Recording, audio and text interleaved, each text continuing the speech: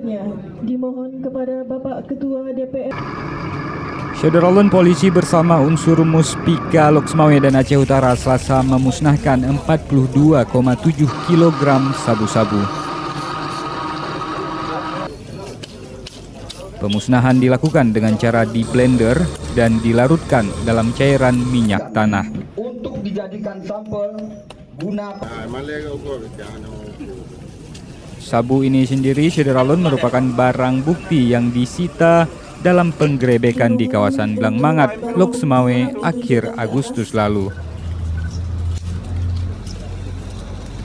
Dalam kasus ini, petugas mengamankan 1 tersangka, sementara 3 lainnya masih diburu. Hari ini, Pak. 42,7 kg sabu. Untuk pemilikan sendiri berapa orang? Tersangka DPO ini gimana? 3 tersangka DPO, kita sudah menyebarkan DPO, kemudian sudah kita sampaikan ke jajaran juga. Dari Lok Semawe, Saiful Bahri, Serambi On TV.